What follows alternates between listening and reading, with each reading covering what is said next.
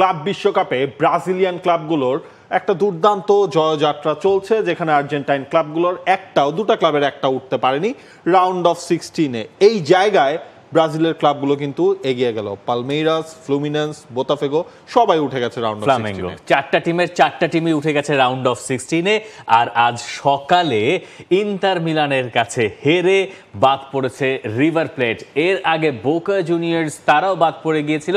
সে কারণেই আর্জেন্টিনা এবং ব্রাজিলের দলগুলোর ভেতরে এই রকম ফারাক। আমাদের কাছে যে ব্যাপারটা এখন খুব বেশি প্রতীয়মান হতে পারে যে পালমেইরাস গ্রুপ চ্যাম্পিয়ন, বোতাফোগো যারা একরকম মানে গ্রুপ অফ ডেথ থেকে যেখানে আতলেতিকো মাদ্রিদকে তারা বিদায় করে দিয়ে গ্রুপ রানার্স আপ হয়েছে, পিএসজি ঠিক পিছনে, তাও আবার পিএসজিকে হারিয়েছে তারা।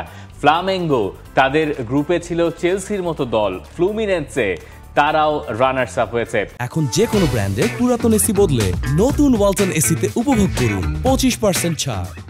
রিভার প্লেট তারা গ্রুপে তৃতীয়, বোকা জুনিয়র্স গ্রুপে তৃতীয়। আর্জেন্টিনার ক্লাবগুলো তাই স্বাভাবিকভাবেই বাদ পড়ে গেছে। আমরা বোধহয় রিভার প্লেটকে দিয়ে শুরু করতে পারি। ইন্টার মিলানের সঙ্গে যে ম্যাচটা তাদের হয়েছে সেখানে একটু মারামারিও হয়েছিল শেষ দিকে গিয়ে। মার্সেলো গ্যালারদোর দল মোটেই সুবিধা করতে পারেনি।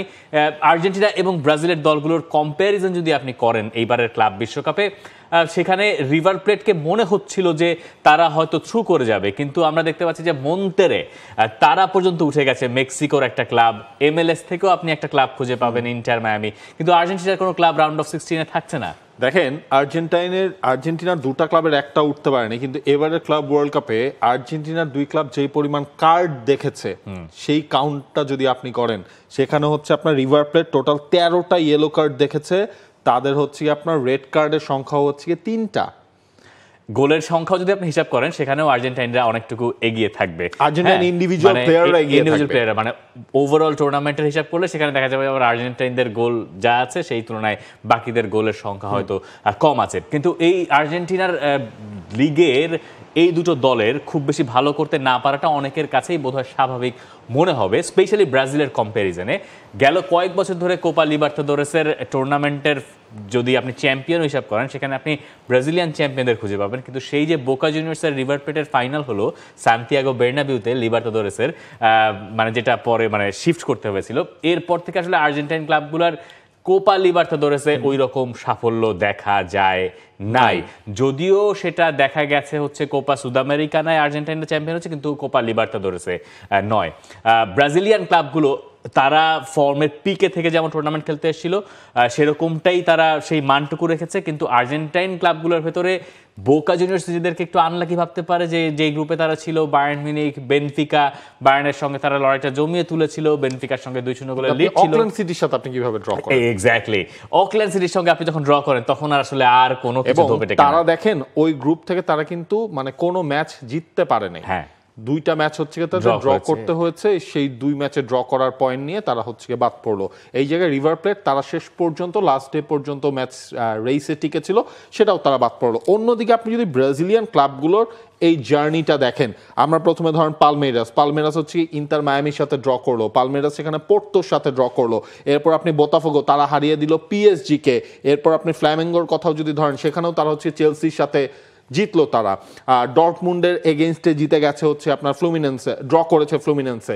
মানে এই জায়গায় ইনফ্যাক্ট আপনার সেকেন্ড ডে পর্যন্ত তো ব্রাজিলের কোনো ক্লাব হারেও নাই, লাস্ট ম্যাচ ডেতে যেয়ে সেখানে হচ্ছে হারতে হলো।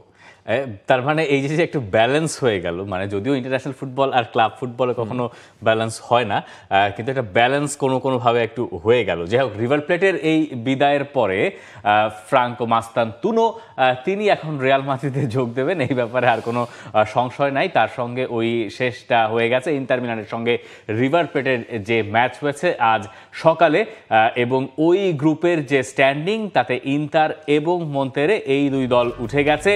তাদের প্রতিপক্ষ পাওয়া গেছে, ফ্লুমিনেন্সের বিপক্ষে খেলবে চ্যাম্পিয়ন্স লিগের রানার্স আপ ইন্টার মিলান, এবং ডর্টমুন্ডের প্রতিপক্ষ সেরহিও রামোসের মন্তেরে।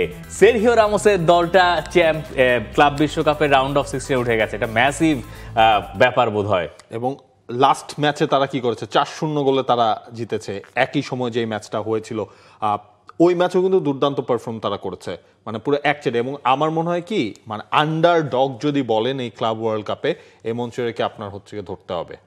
For more updates, subscribe to our YouTube channel and click on the bell icon. Follow us on Facebook and Instagram. Download T-Sports app to enjoy exciting games and highlights. Visit tsports.com.